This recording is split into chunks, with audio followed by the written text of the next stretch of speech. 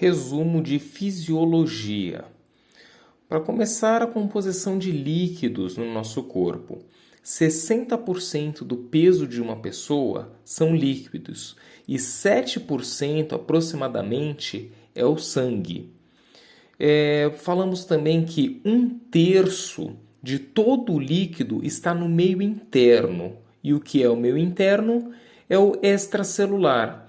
Temos o plasma, temos o interstício, o líquido entre células. 1/3, então, de todo o nosso líquido está fora das células. Já 2/3 de todo esse líquido está dentro das células. Lembrando que dentro das células nós temos predominância de íons como potássio, manganês e fosfato. Já no meio extracelular predominam íons como sódio, cloreto, entre outros. Quanto à osmolaridade de normalidade do nosso corpo, fica entre 280 a 300 e essa aferição é feita no plasma. Como que conseguimos encontrar esse número? Pegamos o potássio mais o sódio e multiplicamos por 2. Aí somamos a glicose dividida por 18 e a ureia dividida por 6. Assim nós temos um valor muito próximo da osmolaridade. Lembrando que o sódio extracelular é tão grande, a quantidade dele, que basicamente pegando ele mais o potássio vezes 2 já dá para ter uma noção se existe uma hiperosmolaridade ou uma hiposmolaridade. Um conceito também importante é o de reostasia, que é a alteração do padrão de normalidade, que é o set point. Então nós temos uma reostasia reativa, quando estamos com febre, que altera-se o padrão de normalidade de temperatura, fazendo o nosso corpo achar que estamos numa temperatura abaixo do que deveria. Assim, acabamos ficando com efeitos que buscam, aumentar a temperatura. Então nós ficamos com vasoconstrição, tremedeira, essas coisas. E também temos o conceito de reostasia programada. Por exemplo, as mulheres aumentam de temperatura na fase lútea. Agora, entrando no tecido neural. Existem 2 tipos celulares principais, os neurônios e as células da glia. E nós temos 2 divisões anatômicas.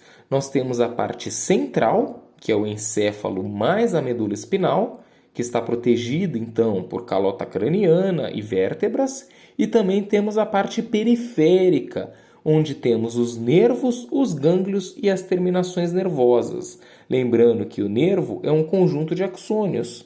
Já os gânglios, um conjunto de corpos celulares, que estão fora do sistema nervoso. E quanto aos nervos, só lembramos que existem 12 pares cranianos e 31 pares espinhais. Apesar de termos 33 vértebras, nós temos 31 pares de nervos espinhais. Cuidado para não confundir. O neurônio se mantém vivo às custas de fatores trópicos de crescimento. O que é isso? Ele precisa estar interagindo com órgãos ou células da glia para se manter saudável. E pensando nisso, vamos entrar em canais de comporta. Canais de comporta são canais que estão nas membranas das células. Eu vou focar agora nas que estão na parte dos neurônios. As 3 principais. Nós temos os canais dependentes de estímulo, que eles estão apenas nos neurônios somestésicos, aqueles que nós temos receptores para pressão, temperatura, dor, vibração, entre outros. Por exemplo, o mecanoreceptor na pele, que ao toque vai abrir canais de sódios, permitindo um potencial de ação que será explicado em breve. Temos também os canais de comporta dependentes de voltagem, que estão nos axônios principalmente. E aqui, como eu estou falando de neurônios, vou pensar neles. Vai permitir a transferência de um impulso nervoso. Então, esse canal vai abrir sempre os canais vizinhos, fazendo vários potenciais, percorrendo todo o caminho do axônio, chegando até o fim dele na terminação. E por último, temos os canais dependentes de ligantes, que, lembrando que eles não estão presentes nos axônios.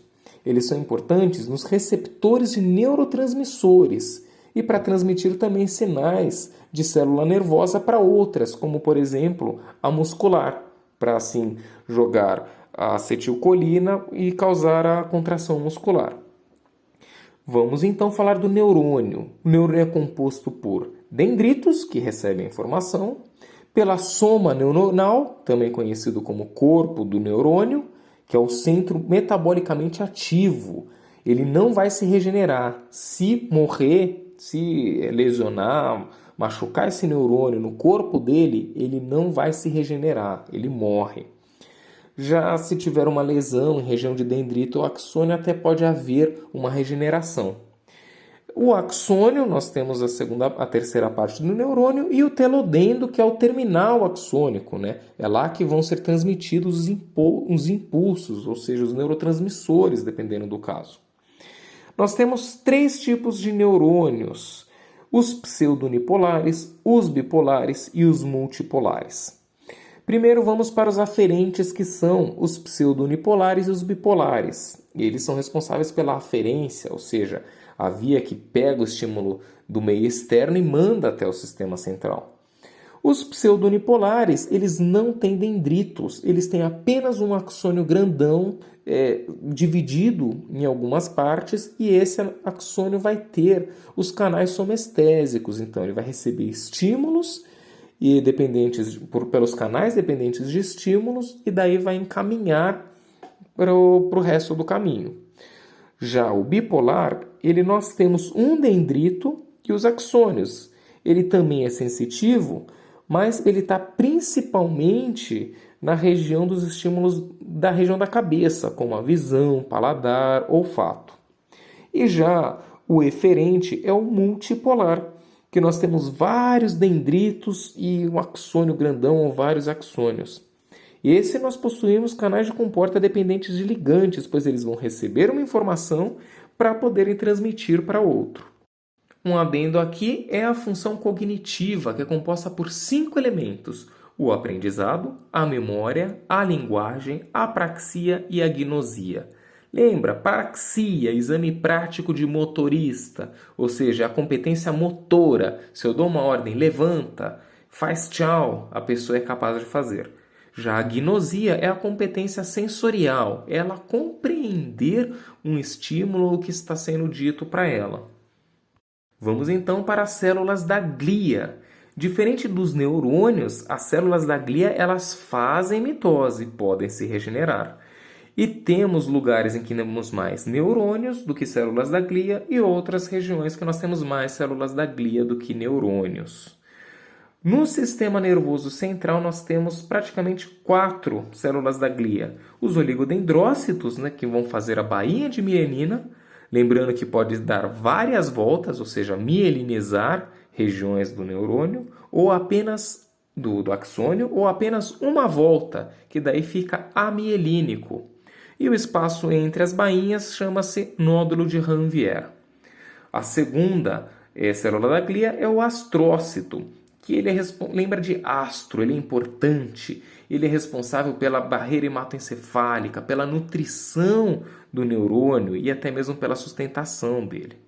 Temos a micróglia, que ele tem uma origem, na verdade, um tecido conjuntivo em outra área, e ele é um fagocitador, ele vai remover as toxinas e restos de células. E por último temos o mais importante, o plexo corioide, que ele é uma célula ependimária. A célula da glia é uma ependimária, que pode ser vários tipos. Eu vou só falar do plexo corioide pela sua importância, pois ele secreta o líquor, que é o líquido cérebro-espinal. Já no sistema nervoso periférico, eu vou pensar em 2 tipos principais de célula da glia: a célula satélite e as células de Schwann. As satélites estão em volta dos corpos de neurônio e fazem um microambiente em volta dele, controlando as trocas com o meio extracelular. Já as de Schwann produzem a bainha de mielina. Lembrando que cada célula pode fazer apenas um segmento, ou mielínico ou amielínico, diferente do oligodendrócito, que pode fazer vários segmentos de vários axônios. Partimos então para a parte de potencial de membrana. Então vamos lá. O líquido intracelular ele é mais negativo do que a região extracelular. E cada célula tem a sua carga de normalidade. Então vão desde menos 35 milivolts até a menos 90 milivolts, que é, por exemplo, a célula do músculo estriado cardíaco. Quais são os motivos? Por que ela é mais negativa dentro das células? Por 4 motivos. O primeiro é que nós temos muitas proteínas aniônicas, ou seja, com carga negativa dentro das células, principalmente no núcleo, onde está sendo feita a síntese proteica a todo instante. Nós também temos a baixa permeabilidade ao sódio, ou seja, entra pouco sódio na célula, e o sódio é positivo, então fica sempre entrando pouco carga positiva na célula. E nós temos muitos canais de potássio, causando fuga do potássio, porque lembra que o meio extracelular tem pouco potássio e o intracelular muito. Então, como temos muitos canais, está sempre saindo potássio. Mas, como o potássio é negativo e lá fora é negativo, ele não sai com tanta facilidade, por isso que não sai toda hora, tendo esses dois tipos de gradiente, o elétrico e o gradiente de concentração. E por último, nós temos a bomba de sódio e potássio, que a todo instante vai tirar 3 sódios e colocar 2 potássios para dentro. Ou seja, saiu 3, entrou 2, dá uma carga de menos 1. Ou seja, esses motivos fazem com que a célula seja mais negativa dentro dela do que fora. Vamos agora falar do potencial de ação, né? Como que vai se dar esse potencial? Os neurônios e músculos são excitáveis e podem alterar o seu potencial de repouso para atingir um valor limiar, e assim que atinge é gerado o potencial de ação. Lembrando que é tudo ou nada. Ou o estímulo ou as somas desses estímulos são fortes o suficiente para atingir esse limiar, gerando um potencial de ação, ou, não importa o quão próximo esteja do limiar, não vai gerar o potencial. Nós temos então um exemplo aqui. Por exemplo, uma célula que tem o seu estado comum a menos 60 milivolts e o seu limiar a menos 40. Assim que essa célula atinge o menos 40, ela vai despolarizar e depois repolarizar. E como que isso acontece? Ao atingir esse limiar, os canais de comporta dependente de voltagem do axônio vão abrir tanto canais de sódio como de potássio. Os de potássio são lentos, eles vão demorar para abrir e também demorar para fechar. Já os de sódio vão abrir e fechar muito rápido. Isso vai fazer com que muito sódio entre. E como o sódio é positivo, vai subir a carga, ou seja, vai deixar uma carga mais próxima do positivo, se não positiva. Então é muito rápida a despolarização. E após isso, né, a repolarização ocorre por quê? Aí os canais de potássio já estarão totalmente abertos e enquanto isso vão começar a sair os potássios, causando a repolarização, ou seja, perdendo cargas positivas e voltando a ficar num estado mais negativo. E além disso, haverá a bomba de sódio e potássio, que daí vai ajudar a tirar esse excesso de sódio que entrou, ajudando na repolarização. Lembrando dos estímulos, quando eles buscam limiar de excitabilidade, eles podem ser somados. Então, por exemplo, se eu tenho o estímulo 1 e o estímulo 2, ambos menores do que o limiar, mas se eles ocorrem simultaneamente, eles vão se somar. Então, eles podem atingir esse limiar, fazendo daí a despolarização e o potencial de ação. Lembrando que se também um segundo estímulo ocorrer antes de passar o potencial de ação, não haverá um novo potencial de ação. Por quê? Porque os canais de potássio eles podem estar fechados, abertos ou inativos. Então, se eles estão fechados, eles estão abaixo do limiar, permitindo um estímulo e um potencial de ação. Ao entrar no potencial de ação e despolarizar, durante a repolarização, eles estarão inativos e não fechados. Então, não vai poder se reativar, mesmo que tenha um novo estímulo, durante essa fase de repolarização, enquanto não atingir o limiar ainda. Aí, após passar por esse limiar, ele voltará a ficar fechado. Continuando aqui, vamos para a sinapse neural e neuromuscular. Como que ocorre? Primeiro de tudo, temos que lembrar que existem 2 tipos de sinapse, a elétrica e a química. A elétrica ela acontece mais na vida intrauterina, porém no adulto ainda acontece bastante, principalmente no músculo estriado cardíaco e em células da glia.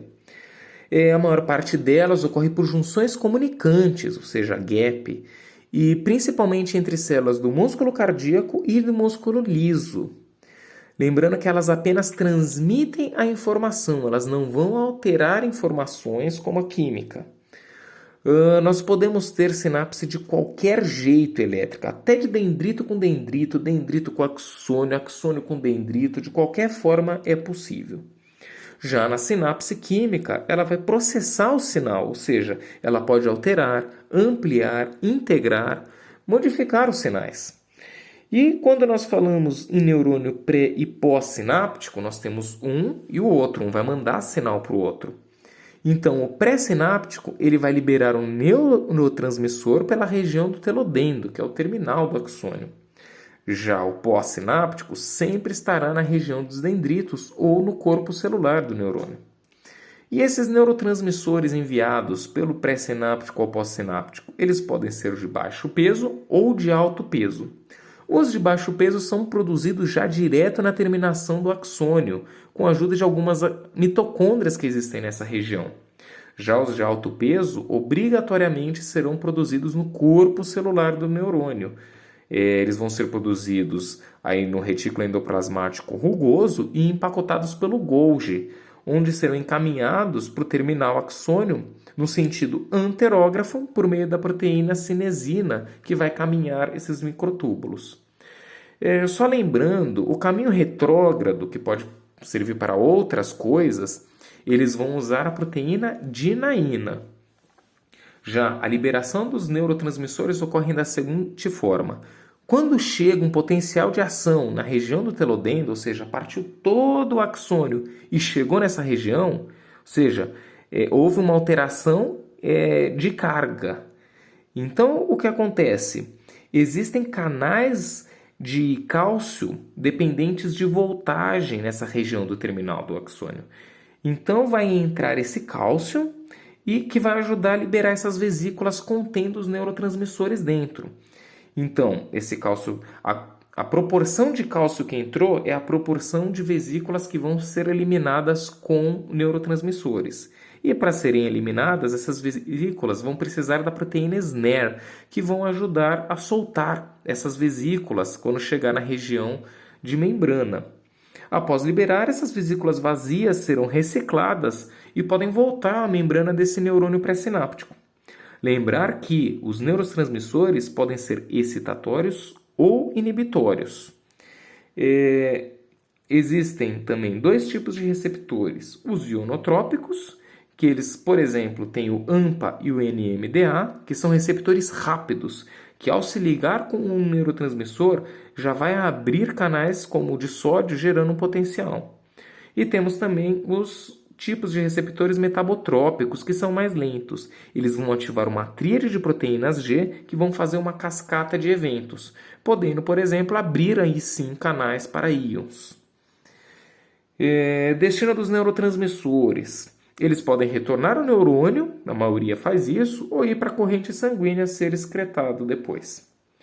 Vamos então para a sinapse neuromuscular, como que vai acontecer a contração muscular após a excitação e o comando do neurônio.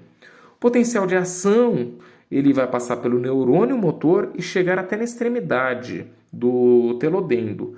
Lá ele vai liberar acetilcolina, que será recebida nos receptores nicotínicos ionotrópicos lá da região muscular. Então, eles vão abrir canais de sódio, propagando o que? Um potencial de ação. Esse potencial de ação, ele vai chegar no túbulo T e ser encaminhado então para o retículo sarcoplasmático, lembrando que ele é muito rico, o retículo sarcoplasmático liso do músculo estriado esquelético. Logo, será liberado o cálcio, que tem grande quantidade nesse retículo liso do músculo estriado esquelético. E daí o que vai fazer? Esse cálcio vai se ligar às troponinas, que, por sua vez, vão puxar essas tropomiosinas, que uma está ligada na outra, e a tropomiosina está ligada à actina. Então, a partir do momento que essa troponina puxa essa tropomiosina da actina, o sítio ativo dessa actina estará livre, então, para contração em contato com a miosina.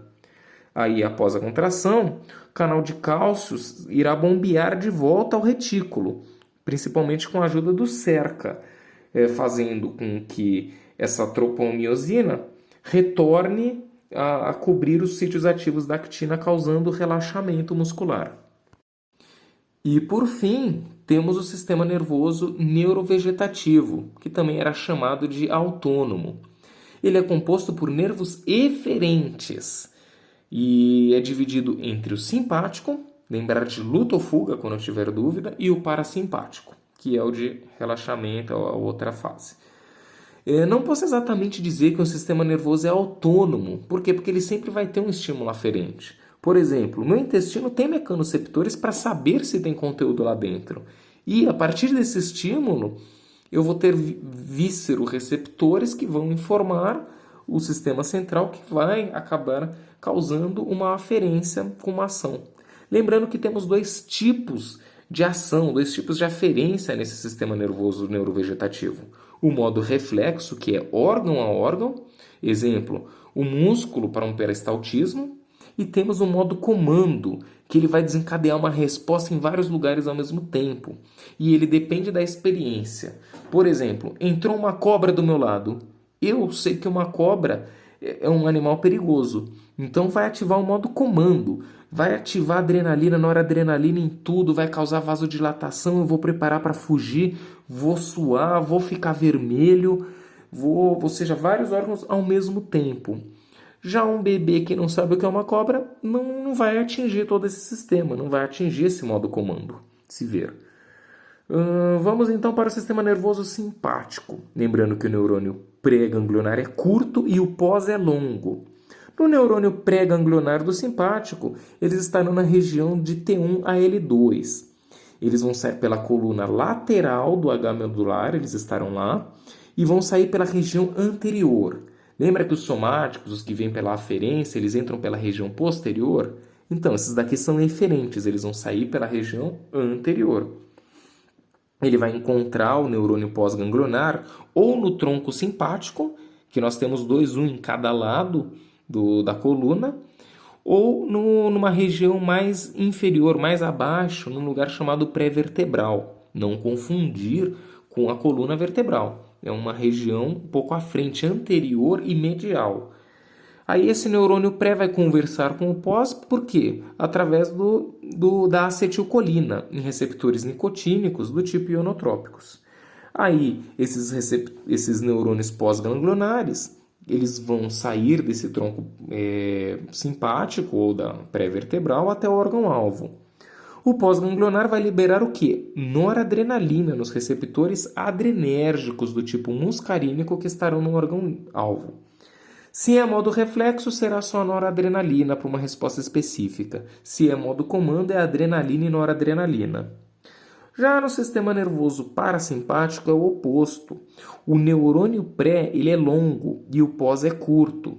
Então o pré-ganglionar vai sair pela coluna anterior do H medular e também vai se comunicar com o pós por meio de acetilcolina. Ou seja, o pré com pós, tanto no simpático como no parasimpático, é por acetilcolina. Já o pós ele vai estar muito próximo, se não dentro, colado no órgão-alvo. E ele vai se comunicar o quê? Através de acetilcolina nos receptores muscarínicos. Lembrando que existem plexos viscerais próximos aos órgãos, ou seja, são regiões que vão ter emaranhados de nervos, que eu não vou nem conseguir distinguir o que é do simpático e o que é do parasimpático. E se eu tiver dúvida entre quais ações do simpático, por exemplo, no modo comando, é só lembrar do susto. Tomei um susto, a minha região intestinal. O simpático vai fazer o quê? Vai fazer eu correr defecando? Não, ele vai prender, ou seja, ele vai segurar essa questão, questão da musculatura lisa. Já no coração também, ele vai fazer bombear mais rápido, ele vai agir dessa forma. Então, se eu tiver dúvida, é só lembrar dessa questão do susto. E é isso.